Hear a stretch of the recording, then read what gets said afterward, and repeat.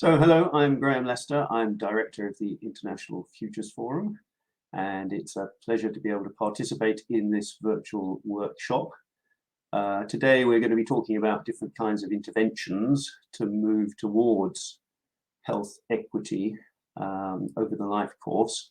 And tomorrow we're more looking at the context for those interventions, trying to expand to consider all other factors, social and other determinants of health, and a longer time frame over the life course. So International Futures Forum was founded in 2001 with this mission to discover how to take effective and responsible action in powerful times of boundless complexity, great uncertainty, and everything connected to everything else. We talked about times that we don't understand and that we can't control. How do we take effective action in those circumstances? And that, I think, is part of what we're talking about in this workshop, taking on big, messy, complex challenges in a big, messy, complex world. Now, IFF have come to diagnose three emergencies. Our reading of the context is that there's a real emergency. Yes, of course, real pressing challenges in the world that we've got to take on. But there's also a conceptual emergency, which is a result of that complexity. So trying to make sense of what's going on and connect interventions and results, for example, which are no longer linear in a complex system, is really challenging. So we face a conceptual emergency where the concepts we used to make sense of the world with are no longer up to the task. And all of that leads to and feeds into an existential emergency. So how all of that confusion and complexity and ineffectiveness in action leaves us feeling at a human level, both individually and collectively. And these three, obviously, they're not distinct. They all feed into each other and they hunt in packs. And they've been around for some time. If we think of that existential emergency, this is Robert Kegan's book from nearly 30 years ago now, In Over Our Heads, The Mental Demands of Modern Life. Identifying how that confusion and complexity and turmoil and disturbance, the powerful times, are challenging us, the mental demands of modern life, to the point where we're not really coping. One of our founder members of IFF, Maureen O'Hara, a psychologist at National University in San Diego now, but worked with Carl Rogers for 3 decades and more, at the very start of our work said, if we are living in a world we don't understand and can't control, there are psychological consequences to that. We are in over our heads in a time of high anxiety. And there are 3 very typical responses to that. One is a typical defensive response of denial, almost a neurotic response. Just tune out the complexity, pretend it's not happening, reinforce the old certainties, stick to the known ways and the known truths, follow the leader, and all will be well. Now, that's a defensive response, and it may work for a while, but if we're working against the grain of the universe, it takes more and more effort to maintain that stance. And eventually our defenses can collapse, and we move into a kind of collapse or psychotic response where we've just given up trying to make sense of the world, eat, drink, and be merry. There is a third response, of course, thank goodness, a transformative response, where we acknowledge the anxiety. We don't tune it out. We don't get lost in it. We acknowledge that it's there, that it's new, that it's challenging. But we sit in that messiness for a while, as we say in IFF. We acknowledge the confusion. We sit with it. We learn our way through it. We grow into the new context. And that's the transformative growth response. And we can do that because we are human. And really, we can do that at an individual level. We've all seen it happen. We've experienced it in our own lives, encountering the new and growing. Jung said we don't solve our problems, we outgrow them. We outgrow our existential challenges. And we can do that at an individual level, at a collective level, at a cultural level, and at a system level. And that's really coming back to what kinds of interventions do we need? We also, whatever else we're doing, we need these transformative interventions where we grow beyond the existing problems and find new solutions. And that's, for us, is what we call the essence of system transition, transitioning the system to a new pattern that's viable for these new times. And at the heart of that is the practice of transformative innovation. This is the book that we've written about this after 15 years of research and action research and practice. This book, Transformative Innovation, A Guide to Practice and Policy for System Transition. It talks about, first of all, reading the landscape. You know, if it is a complex landscape, can we get a better handle on it by seeing the patterns and reading the way that they interact over time? Can we plot a way forward, pathways towards our desired future pattern, our desired future? Then the practice. What is the practice of transformative innovation, of shifting systems over time? And that includes the role of policy and of finance. And finally, people. What are the competencies we need to operate in this way, to shift cultures and patterns and systems consciously over time? That's the practice of system transition. So I don't have time to go into all of that, but that's where I'm coming from in talking about the kinds of interventions that we might need to include in our portfolio if we are truly going to shift the system, shift the context such that it supports health equity over the life course. This is not only about individual interventions or individuals. It's also about cultures, systems, consciousness. And at the heart of the transformative innovations lies this little framework of 3 horizons, which many of you will be familiar with. McKinsey popularized this in the mid-90s as a kind of short, medium, and long-term perspective on change. We need to make some money now. We need to be innovating in the medium term in order to have a longer-term future. We need to know where the market is going.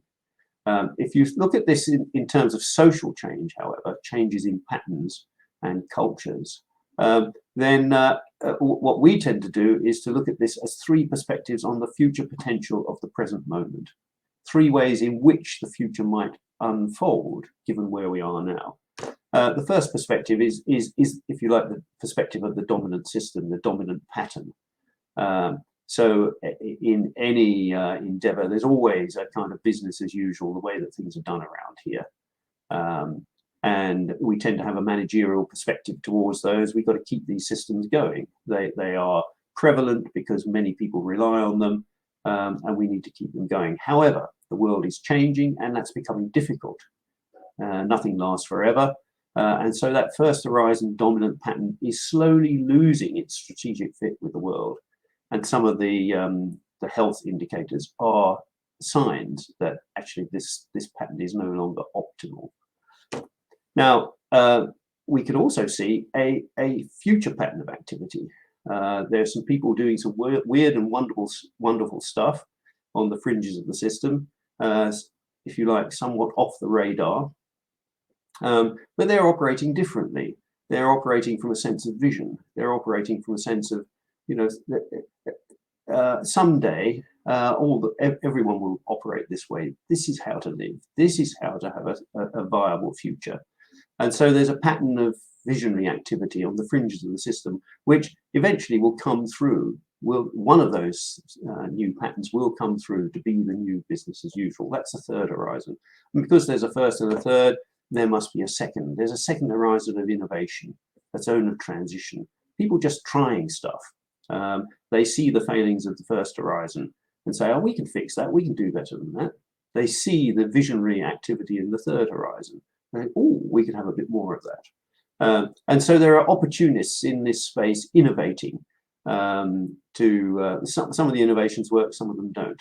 And this 3 horizons framework introduces this distinction between sustaining innovation and transformative innovation. So sustaining innovation will improve the existing dominant pattern, that first horizon pattern.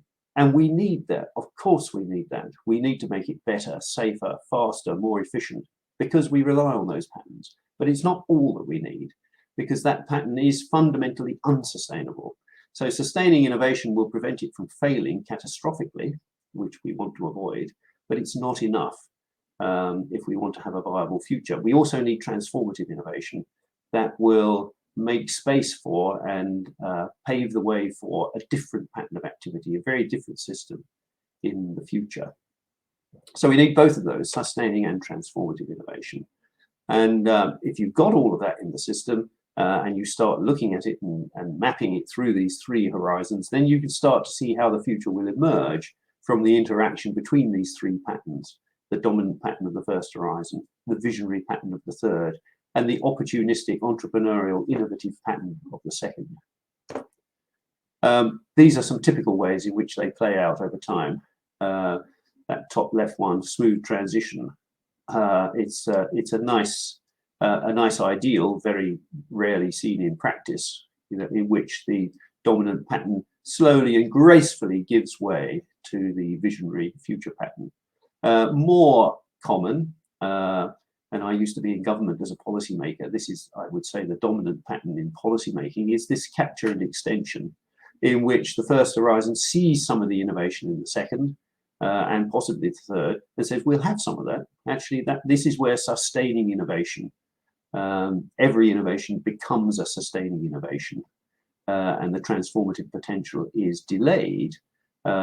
But the first horizon is improved and maintains itself for a longer, capture and extension. The opposite of that, if you like, is the bottom left-hand corner, collapse and renewal, where we get really, really, really anxious about the sustainability of the first horizon systems, and we pour more and more resource into maintaining them. And so they become more prevalent, not less. And so there's less resource available for innovation, less resource available for visionary activity. And eventually we get a collapse in the first horizon systems, because they are fundamentally unsustainable. And you can push as much money into them as you like and force the workers to work harder. But if it's unsustainable, it's going to fail. And arguably, that's where we are at the moment, particularly around healthcare systems. And then finally, the investment bubble, where actually the kind of herd mentality of propping up or rushing towards a solution happens in the second horizon. That the silver bullet, this will save us. Everybody rushes into a particular innovation. Of course, it doesn't. That pattern doesn't have the robustness to take on the challenges of reliability for a whole population, and so the bubble eventually bursts. That's a typical kind of market phenomenon, the investment bubble. And all four of these patterns are in play at the same time in any system. It's not that we're in one or the other. You'll find them all of these kind of patterns and archetypes are playing out at the same time, which is one of the reasons why it's so difficult to read. It is also possible to hear these patterns as well as see them. So you probably have picked up already, there's a kind of managerial feel to the first horizon. People talk in a managerial voice about keeping the system going and get anxious about the lack of resource. There's an entrepreneurial feel to the second horizon. Quite a lot of urgency and innovative energy, and when are we going to get on with this? And there's a kind of soft visionary quality to the third horizon. These people might be written off as dreamers, but they're also, you can usually hear that voice in the conversation. It's when the hairs on the back of the neck stand up, you know the visionary's in the room. You can facilitate that dialogue. Part of the work of system transition is working with all three of these perspectives. All three patterns are always present. You've got to work with all three. And you can work with those in dialogue. There's a kind of typical dialogue between the manager, the entrepreneur, and the visionary, which is not very supportive. The manager will write off the visionary as irrelevant. The visionary will see the entrepreneur as selling out and compromising the vision, and so on and so forth. That's a kind of typical negative view, which feeds off itself. But there's another perspective, which is to shift that to a positive pattern of relationships. So the first horizon manager seeing the vision, well, at least somebody's got some hope. The visionary looks at the manager, well, if I can get this off the ground, then the first horizon might be able to come in and help me scale, and so on and so forth. So there's a kind of, as well as just being aware of these three patterns, working with the three patterns, there's also a facilitative conversational practice in listening for them and encouraging them to appear, even in our own contributions. I can give you a first horizon answer, a second horizon answer or a third horizon answer to any question. And it's for me to judge which would be most useful when. Just to finish very quickly, to kind of land this in practice, there's a long case study of using the three horizons and engineering system transition in health and social care in a region of Scotland in Fife called the SHINE programme, which you'll find on our website. That started with a reading of the three horizons. There are three horizons for winter care in Fife. Lots of people go into hospital during the winter, particularly older people, and it's difficult to release them back into the community because there isn't enough support for them. So there's a three horizons mapping of that landscape, which gives some hope for the third horizon aspirations and some hope for that. There it is in the present. Where is it occurring already? If we can imagine it, we can see it. And if we can see it, we can grow it. That's the practice of transformative innovation. So this is the next kind of analyzing that map, interrogating it, and finding that finding those pathways, the pathways through. You won't be able to read all of that, but some of those pathways there grow the workforce to support and participate in the new system. So this is about the competence of the people. Have grown-up conversations about living and dying, about love, care and compassion, about human limits and human potential. Grown-up conversations with older people, not just, would you like this plastic sandwich, or it's time to bring you into hospital, I'm afraid. Focus on the person and the patient experience as our most powerful learning tool, and nurture community and relationships, recognizing most recovery from illness and longer-term care takes place at home. So these are the insights. Okay, so these are the pathways to follow. And that led to the SHINE program, finding ways for older people to thrive and not just survive at home, exploring, what drives people, what matters to people, and what will help them recover and thrive, mobilize both their inner resources and the abundant resources of the community in a system otherwise under strain. There we are. This is a kind of map of what happened. These numbers are the number of patients treated, or number of patients subject to this new approach. As you can see, there's a kind of factor 10 scaling going on here, the innovator's dream, something that we never thought was possible. That's kind of climbing up that third horizon to the point where it becomes the new system. And the writing in red is the changing first horizon context, actually a context pretty close to collapse, but certainly a first horizon struggling. Two final thoughts that came out of that work, which, as you see, has been going on now for nearly a decade. Michael Quinn Patton, author of Developmental Evaluation, gave a presentation that I went to a few years back, and he said, I've been evaluating social innovation for about 50 years, and I can tell you there are projects that work, and those are the ones that have been isolated from the dominant system, so that they're given a kind of reservation in which the rules don't apply and they are able to show their true colours. Those are the ones that work. There are others that don't get that protection and are crushed by the dominant system, and they don't work. He said, but what I can conclude in either case is that projects do not change systems. And I've always noticed that. I think that is critical. Projects don't change systems, patterns change systems, because patterns are systems. So what we want to do is to grow out of those projects, those little pockets of the future in the present, those little third horizon manifestations in the present. This is the skill of patterning. We need to pattern them into a sustainable, self-sustaining pattern. And finally, policy. This comes from the book Humanizing Healthcare, which also came out partly inspired by the SHINE work. We need policy for this work as well. You can't do this without a compelling vision of the third horizon. You've got to encourage those early adopters who are doing third horizon work in the present. You need to understand the tensions. You've got to embrace both the first and the third horizons. System transition is not about one or the other. We talk about being hospice workers for the dying culture and midwives for the new. We need examples of H3 in the present to inspire us. That's what we're looking for. We need systems of support for this practice of transformative innovation, and we need to evaluate that on the basis of our third horizon intentions. So that's my suggestion for what we might offer into the kinds of interventions that are needed to realize a transformative vision in a complex world. Thank you.